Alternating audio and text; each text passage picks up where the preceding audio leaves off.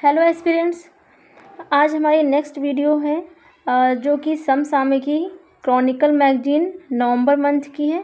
ठीक है, तो उसके बारे में हमने लास्ट वीडियो एक बनाया था लास्ट डे, तो उसमें हमने यूपी करंट अफेयर को कवर करने की कोशिश की है और उसी को आज हम कंटिन्यू करेंगे। ठीक है, तो आप अच्छे से इस वीडियो को देखिए और अगर वीडियो अच्छा लगे तो लाइक और सब्सक्राइब भी कर दीजिएगा। तो स्टार्ट करते हैं। तो हमने लास्ट वीडियो में क्या डिस्कस किया था इसके बारे में एक बार हम थोड़ा सा रिवाइज कर देते हैं। तो भारत का जो पहला प्रजनन केंद्र है उसका उद्घाटन किसने किया है? योगी आदित्यनाथ जी ने गोरखपुर में किया है। ठीक है, ये याद रखना। और फिर उसके बाद 3 दिवसीय जो सशस्त्र बल उत्सव हुआ है ये लखनऊ में आयोजित हुआ है। और फिर जो है यहाँ पे बबीता चौहान उत्तर प्रदेश महिला आयोग की अध्यक्ष बनी हैं। ठीक है, इसको ध्यान रखना है। और फिर अटल आवासीय विद्यालय के विस्तार की योजना है, तो इसको हमने डिस्कस किया था कल वाले वीडियो में, आप उसे देख सकते हैं और देखेंगे तो आपको अच्छे से समझ में आएगा। और जो भी सुझाव हो वो आप कमेंट बॉक्स में हमें बता सकते हैं, तो उससे हम अपने टीचिंग स्किल में इम्प्रूवमेंट करने की कोशिश करेंगे। ठीक है, तो नेक्स्ट हमारा जो यहाँ से हम कंटिन्यू करेंगे उत्तर प्रदेश डिजिटल मीडिया नीति। उत्तर प्रदेश डिजिटल जो मीडिया नीति है 2024, तो इसको सबसे पहले इसकी डेट याद रखनी है। ठीक है, तो 27 अगस्त 2024 को उत्तर प्रदेश मंत्रिमंडल ने राज्य सूचना विभाग, तो इसकी स्टार्टिंग कब, इसको मंजूरी कब दी गई है? उत्तर प्रदेश डिजिटल, एक minute, Uttar Pradesh digital media नीति 2024। ठीक है, तो इसको मंजूरी मिली है 27 अगस्त 2024 को उत्तर प्रदेश मंत्रिमंडल ने राज्य सूचना विभाग द्वारा। तो किसके द्वारा? उत्तर प्रदेश के मंत्रिमंडल ने राज्य सूचना विभाग द्वारा तैयार उत्तर प्रदेश डिजिटल मीडिया नीति 2024 को मंजूरी दे दी है। तो सबसे पहले हमको इसकी डेट याद रखनी है। ठीक है, तो 27 अगस्त 2024 कब मंजूरी मिली है उत्तर प्रदेश डिजिटल मीडिया नीति को? तो 27 अगस्त 2024 को इसे मंजूरी मिली है। ठीक है, अब इसके बारे में इसका उद्देश्य क्या है, ये इन सब चीज़ों के बारे में हम जानते हैं। तो इस नीति का उद्देश्य है कि जो फेसबुक है, एक्स मतलब जो जिसका पहले नाम ट्विटर था, एंड इंस्टाग्राम है और यूट्यूब सहित विभिन्न प्लेटफॉर्मों पर सामग्री को विनियमित करना है। यानी कि जो सोशल मीडिया ऐप्स हैं उन प्लेटफॉर्म्स को क्या करना है, उन पे जो भी सामग्री आती हैं, अपलोड होती हैं, तो उनको रेगुलेट करना है। ठीक है, इसके अलावा क्या करना है कि नीति का उद्देश्य है स्थानीय युवाओं और डिजिटल स्टार्टअप्स के लिए रोजगार का सृजन करना भी इसका उद्देश्य है। तो ये आपको ध्यान में रखना है। फिर क्या है, कुछ इसमें और भी प्रावधान हैं। इस नीति के तहत सरकार पात्र विजुअल और डिजिटल मीडिया फर्मों तथा लोकप्रिय सोशल मीडिया प्लेटफॉर्मों जैसे फेसबुक, इंस्टाग्राम और यूट्यूब पर सक्रिय प्रभावशाली व्यक्तियों को विज्ञापन देगी। अब प्रभावशाली व्यक्ति कौन माने जाएंगे? जो सरकार की नीतियों को बढ़ावा देंगे। ठीक है, उनको क्या बताया जाएगा? उनको जो है प्रभावशाली व्यक्ति माना जाएगा और उनको वित्तीय पुरस्कार भी दिया जाएगा। तो नई सोशल मीडिया नीति में अपमानजनक, अशिष्ट, अश्लील तथा राष्ट्र विरोधी सामग्री पोस्ट करने वालों के लिए कड़ी सज़ा का प्रावधान है। यानी कि जो लोग सोशल मीडिया का गलत तरीके से यूज करेंगे, उस पर अशिष्ट या अश्लील, राष्ट्र विरोधी सामग्री पोस्ट करेंगे तो उनको कड़ी सज़ा मिलेगी। ठीक है, और जो व्यक्ति सरकारी नीतियों को बढ़ावा देंगे उनको क्या कहा जाएगा? प्रभावशाली व्यक्ति। ठीक है, और प्रभावशाली लोगों के लिए क्या प्रावधान है? वित्तीय पुरस्कार का प्रावधान किया गया है। फिर है सोशल मीडिया एजेंसियों को सब्सक्राइबर तथा फॉलोअर्स की संख्या के आधार पर 4 व्यापक श्रेणियों में विभाजित किया गया है। यानी कि सोशल मीडिया जो एजेंसी हैं उनके जो सब्सक्राइबर हैं उनको सब्सक्राइबर तथा फॉलोअर्स की संख्या के आधार पर 4 व्यापक श्रेणियों में विभाजित किया गया है। जैसे कि तो यहाँ पे 4 जो श्रेणियाँ हैं, जैसे कि एक्स ऐप है और फेसबुक है, इंस्टाग्राम पर जो प्रभावशाली व्यक्ति हैं, जैसा कि ऊपर हमने बताया डिस्कस किया कि जो प्रभावशाली व्यक्ति हैं जो कि सरकारी नीतियों को बढ़ावा देंगे, ठीक है। तो ऐसे प्रभावशाली व्यक्तियों को उनकी श्रेणी के अनुसार क्या किया जाएगा, प्रति माह क्रमशः 5 लाख रुपये, 4 लाख रुपये, 3 लाख रुपये और 2 लाख रुपये तक का भुगतान किया जाएगा, ठीक है। तो ये 4 श्रेणियों में डिवाइड किए गए हैं। इसी प्रकार यूट्यूब पर वीडियो, शॉर्ट्स, पॉडकास्ट के लिए सब्सक्राइबर फॉलोअर्स के आधार पर परिभाषित श्रेणी के अनुसार भुगतान क्रमशः 8 लाख रुपये, 7 लाख रुपये, 6 लाख रुपये और 4 लाख रुपये प्रति माह होगा। यानी कि जिस तरीके से जिसके सब्सक्राइबर होंगे, फॉलोअर्स होंगे, उसी के आधार पर उसको श्रेणी में डिवाइड किया जाएगा और फिर उसका भुगतान उसी तरीके से किया जाएगा, ठीक है। तो आई होप कि आपको ये उत्तर प्रदेश डिजिटल मीडिया नीति समझ में आ गई होगी, ठीक है। फिर नेक्स्ट जो न्यूज़ है वो है गोरखपुर सैनिक स्कूल का उद्घाटन।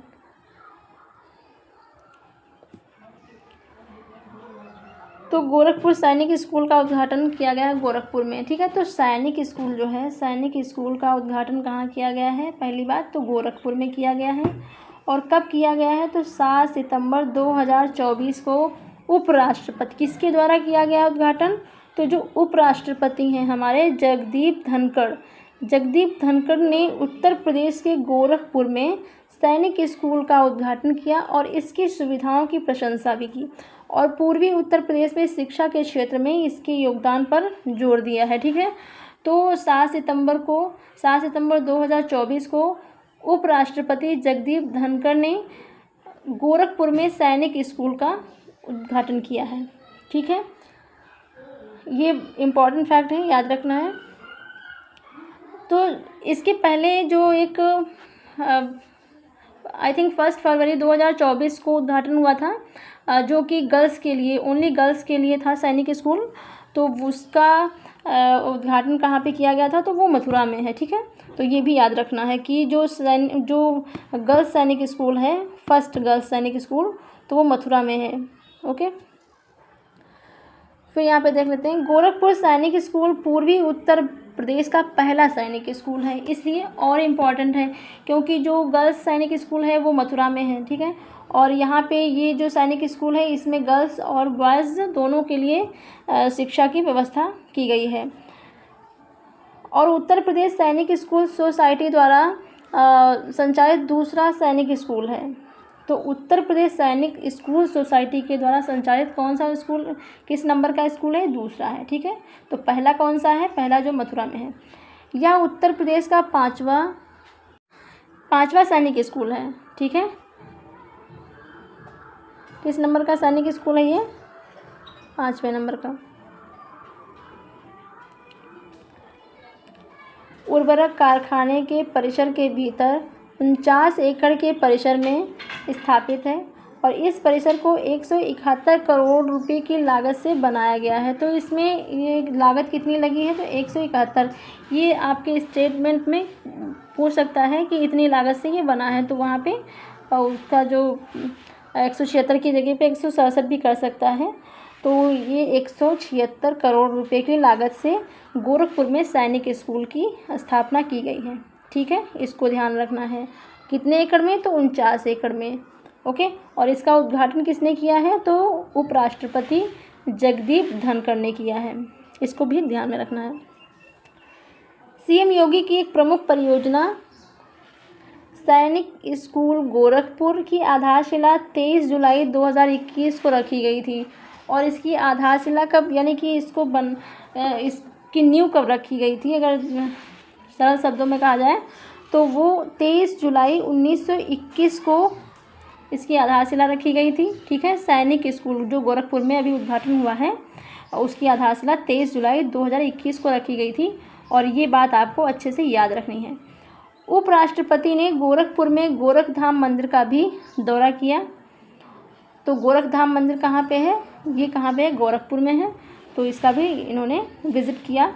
और इसके बाद चित्रकूट स्थित जगत गुरु रामभद्राचार्य दिव्यांग राज्य विश्वविद्यालय में आधुनिक जीवन में ऋषि परंपरा विषय पर आयोजित 2 दिवसीय राष्ट्रीय संगोष्ठी में मुख्य अतिथि के रूप में कार्यक्रम की अध्यक्षता भी की। किसने? उपराष्ट्रपति ने। ठीक है।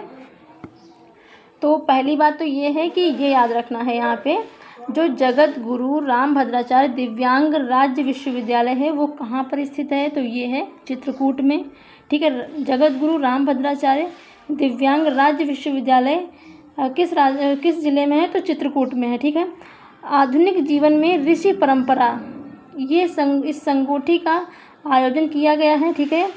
यहीं चित्रकूट में, और 2 दिवसीय आयोजन रहा है। तो इसमें जो है मुख्य अतिथि के रूप में किसने अध्यक्षता की है? तो वो हैं उपराष्ट्रपति जगदीप धनखड़ जी। ठीक है। अब यहाँ पर कुछ अन्य महत्वपूर्ण समसामयिक घटनाक्रम है, तो उसको भी हम डिस्कस करेंगे। ठीक है।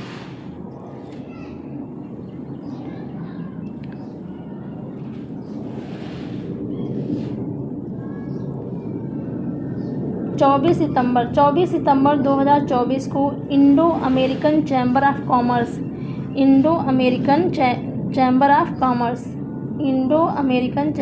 कॉमर्स द्वारा आयोजित 21वें भारत अमेरिका आर्थिक सम्मेलन को संबोधित करते हुए केंद्रीय वाणिज्य एवं उद्योग राज्य मंत्री जितिन प्रसाद ने घोषणा की कि उत्तर प्रदेश में सेमीकंडक्टर विनिर्माण इकाई स्थापित की जाएगी। तो पहली बात ये है कि जो 21वां संस्करण है, ठीक है, 21वां संस्करण है भारत अमेरिका आर्थिक सम्मेलन का। ठीक है, भारत अमेरिका आर्थिक सम्मेलन। तो ये जो है इसका आयोजन किसके द्वारा किया गया है? तो Indo American chamber of commerce के द्वारा, IACC के द्वारा किया गया है। कब किया गया है? तो 24 सितंबर 2024 को Indo American chamber of commerce के द्वारा 21वां भारत अमेरिका आर्थिक सम्मेलन का आयोजन किया गया है। और केंद्रीय वाणिज्य मंत्री इसी कार्यक्रम के दौरान जो केंद्रीय वाणिज्य मंत्री हैं और जो उद्योग राज्य मंत्री जितिन प्रसाद जी हैं, उन्होंने घोषणा की कि उत्तर प्रदेश में सेमीकंडक्टर विनिर्माण इकाई स्थापित की जाएगी। ठीक है, तो ये याद रखना है कि 21वें भारत अमेरिका आर्थिक सम्मेलन का आयोजन किसने किया? तो Indo American chambers of commerce ने किया है। ठीक है, और ये कब आयोजित हुआ है? तो 24 सितंबर 2024 को इसका आयोजन हुआ है। फिर वाराणसी में वर्ष 2023 में शुरू की गई लैब मित्र। तो लैब मित्र कहाँ पर शुरू की गई है? ये पहल, लैब मित्र पहल का शुभारंभ वाराणसी में कब हुआ था? 2023 में हुआ था। नामक पहल को 3 सितंबर 2024 को मुंबई में आयोजित राष्ट्रीय ई गवर्नेंस सम्मेलन में राष्ट्रीय ई गवर्नेंस गोल्ड अवार्ड से सम्मानित किया गया है। तो ये बहुत ही इम्पॉर्टेंट फैक्ट है कि जो लैब मित्र है, लैब मित्र नामक पहल को, जिसका शुभारंभ हुआ था 2023 में और वाराणसी में इसका शुभारंभ हुआ था। ठीक है, तो वाराणसी में लैब मित्र का शुभारंभ कब हुआ था? 2023 में हुआ था। कहाँ पे हुआ था लैब मित्र का शुभारंभ? तो ये हुआ था वाराणसी में। और इस लैब मित्र पहल को 3 सितंबर 2024 को मुंबई में आयोजित हुआ है राष्ट्रीय। तो 2 दिवसीय संयुक्त कमांडर का आयोजन कहाँ पे हुआ है? तो 2 दिवसीय संयुक्त कमांडर सम्मेलन का आयोजन हुआ है लखनऊ में। ठीक है, और इस सम्मेलन की थीम है सशक्त एवं सुरक्षित भारत सशस्त्र बलों में बदलाव। तो पहली बात हमें यह याद रखना है कि संयुक्त कमांडर सम्मेलन का आयोजन कहाँ पे हुआ है? तो ये लखनऊ के मध्य कमान मुख्यालय में हुआ है। और ये पहला ऐसा जो है 2 दिवसीय संयुक्त कमांडर सम्मेलन हुआ है। ठीक है, तो ये याद रखना है। 9 से 10 सितंबर 2024 को सामाजिक न्याय एवं अधिकारिता मंत्रालय द्वारा उत्तर प्रदेश के आगरा में, कहाँ पर? आगरा में चिंतन शिविर शीर्षक से 2 दिवसीय राष्ट्रीय समीक्षा सम्मेलन का आयोजन किया गया है। तो यहाँ पे 2 दिवसीय कार्यक्रम है ये। और राष्ट्रीय समीक्षा सम्मेलन का आयोजन कहाँ हुआ है? आगरा में। और इसका शीर्षक क्या रहा है? चिंतन शिविर। ठीक है, क्या रहा है? चिंतन शिविर। चिंतन शिविर के शीर्षक के नाम से 2 दिवसीय राष्ट्रीय समीक्षा सम्मेलन का आयोजन आगरा में किया गया है, उत्तर प्रदेश के। ठीक है, और किसके द्वारा इसका आयोजन किया गया है? तो सामाजिक न्याय एवं अधिकारिता मंत्रालय के द्वारा। नेक्स्ट है 11 सितंबर 2024 को प्रधानमंत्री नरेंद्र मोदी ने उत्तर प्रदेश के ग्रेटर नोएडा में इंडिया एक्सपो मार्ट में सेमीकॉन इंडिया 2024 का उद्घाटन किया है। तो सेमीकॉन इंडिया का उद्घाटन कहाँ पे किया गया है? तो ग्रेटर नोएडा में इंडिया एक्सपो मार्ट में। किसने किया है सेमीकॉन इंडिया 2024 का उद्घाटन? तो प्रधानमंत्री नरेंद्र मोदी जी ने किया है। और कब किया है? 11 सितंबर को किया है। ठीक है, तो 11 सितंबर को प्रधानमंत्री नरेंद्र मोदी जी ने ग्रेटर नोएडा में इंडिया एक्सपो मार्ट में सेमीकॉन इंडिया 2024 का उद्घाटन किया है। और 11 से 13 सितंबर के मध्य आयोजित 3 दिवसीय सेमीकॉन इंडिया 2024 जो इसका 2024 सम्मेलन की थीम क्या थी? Shaping the semiconductor future. ठीक है, शेपिंग द सेमीकंडक्टर फ्यूचर इसकी थीम है सेमीकॉन इंडिया की। और सेमीकॉन इंडिया जो सम्मेलन है इसका आयोजन कहाँ पे किया गया है? तो ग्रेटर नोएडा में। इतनी बात आपको ध्यान रखनी है। उत्तर प्रदेश सरकार ने 8 डेटा सेंटर स्थापित करके सुरक्षित डेटा भंडारण को बढ़ावा देने के लिए 30,000 करोड़ रुपए के निवेश का लक्ष्य रखा है। तो कितने डेटा सेंटर स्थापित करने का लक्ष्य रखा है? तो 8। ठीक है, तो 8 डेटा सेंटर स्थापित करके कर चुका है। और इसके लिए उसने 30 करोड़ रुपए के निवेश का लक्ष्य रखा है। तो ये आपको फैक्ट याद रखने हैं। नेक्स्ट है केंद्रीय सामाजिक न्याय एवं अधिकारिता मंत्री डॉक्टर वीरेंद्र कुमार ने 17 सितंबर 2024 को उत्तर प्रदेश के बुलंदशहर में सामाजिक अधिकारिता शिविर का उद्घाटन किया है। तो सामाजिक अधिकारिता शिविर है ना, उसका उद्घाटन किसने किया है? तो उसका उद्घाटन किया है केंद्रीय सामाजिक न्याय एवं अधिकारिता मंत्री डॉक्टर वीरेंद्र कुमार ने। कब किया है सामाजिक अधिकारिता शिविर का उद्घाटन? तो 17 सितंबर को किया है डॉक्टर वीरेंद्र कुमार ने। और यह पहल दिव्यांग व्यक्तियों को सहायक उपकरणों की खरीद फिटिंग के लिए सहायता योजना है। ठीक है, तो सामाजिक अधिकारिता शिविर जो का उद्घाटन किया गया है ये किससे संबंधित है? जो सामाजिक अधिकारिता शिविर पहल है तो इसका जो उद्देश्य है वो ये है कि दिव्यांग व्यक्तियों को सहायक उपकरणों की खरीद फिटिंग के लिए सहायता देना। ठीक है, और ADIP स्कीम के तहत दिव्यांगजनों को सशक्त बनाने की दिशा में एक महत्वपूर्ण कदम है। सितंबर 2024 में उत्तर प्रदेश सरकार द्वारा जो है अयोध्या में 5,000 की आबादी वाले प्रत्येक गांव को एक आदर्श सौर गांव के रूप में विकसित करने का निर्णय लिया गया है। और जिसका लक्ष्य है 50,000 सौर घर स्थापित करना।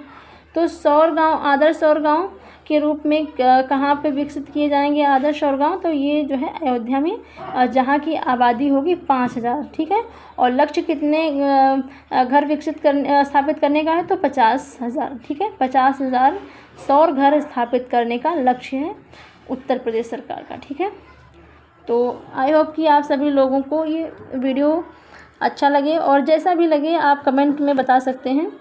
ठीक है, तो हम अपने आप में इम्प्रूवमेंट करेंगे। ओके, धन्यवाद।